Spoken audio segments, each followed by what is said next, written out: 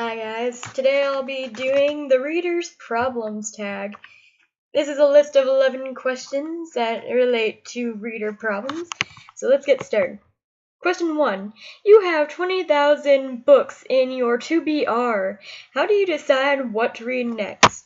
Usually for me, what I do is I'll tear up a bunch of pieces of paper, put them in a jar, and then just draw what I want to read next. I don't have a particular order that I want to read them in, as well, you can't really see it because my room's a mess right now, so I'm not going to turn the camera, but I actually have a TBR shelf right there. I draw the books out and then I stack them how I'm going to read them, and I write them down just in case my bookshelf, I have to tamper my bookshelf like I've been doing today.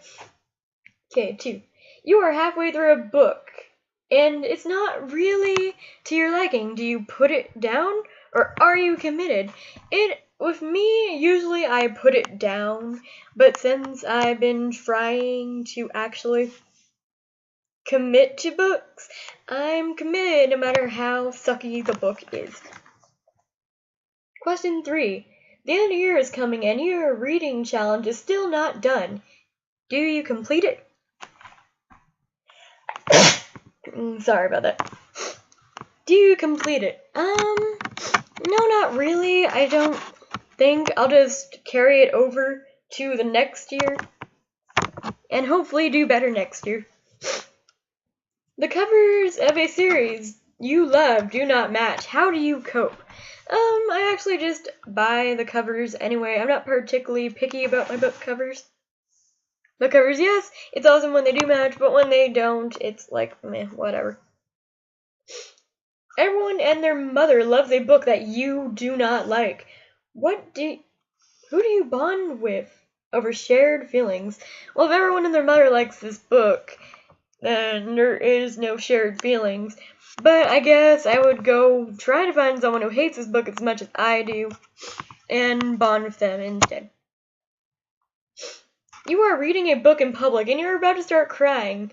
What do you do? I just cry anyway, honestly, unless I'm like in class or something, then I'm just all like, oh, got all the tears back, got all the tears. And then I just like close the book for now.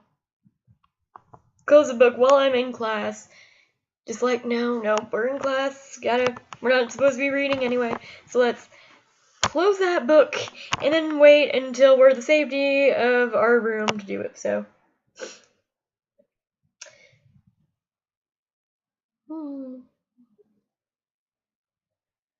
The sequel of a book you love just came out and you don't remember the past book. What do you do?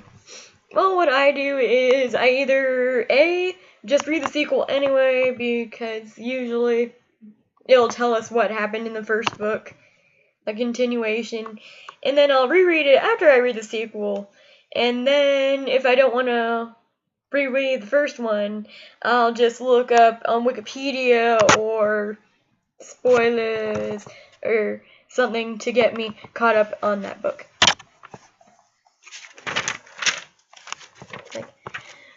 What do you not want anyone... Okay. You do not want anyone to borrow your books. How do you politely turn them down? I'll just tell them that I don't lend out my books. I'm sorry. That's usually the general answer, and if they're persistent, I'll tell them why I don't lend out my books. And that's how I do that. You have picked up and put down 5 different books. How do you cope? With reading slumps, what I usually do is I'll just forget about the books and I'll go do something else. I'll hang out with my friends, I'll call my boyfriend, I'll watch Netflix out of the ass, I'll go to work, and usually that helps me get back into the reading slump. Well, it helps me get out of the reading slump, but if I continue my reading slump, I'll literally just pick up one book and just read it. And usually, what I've been doing recently, I'll be setting a timer for an hour. That way I'll be forced to read it for at least an hour so I don't get too behind on a TBR like I am now. I have like 30 to 35 different books I have to read. Not as many as some people I know, but still. Okay. There are so many books you want to read. How much do you buy? Ooh, well, that actually depends on my budgeting. Like, if I have bills to pay, I'll only get like 4 to 5 different books. If I'm having really bad, I need my hair done and stuff, I'll buy at least 1 book. But usually 3 to 4 books is my spending limit. I don't go anywhere past $50 for books. Unless it's like my birthday. I spent like 100 books on my birthday for that one. Okay, question 11. After you purchase all these books, you're anticipating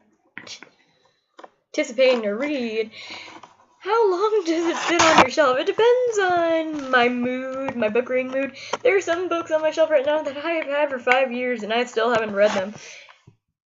But with that, that's that. Okay, and that, you guys, was the book readers problems tag. I hope you liked it. Subscribe, do what you want. And the next book challenge I have, since it's only 2 and I work at 5, I don't get ready until 4:30. So my next tag that I'm going to be doing is the Leonardo DiCaprio book tag. That's going to be fun. I can't wait for that one. Okay, thank you guys for watching. Bye!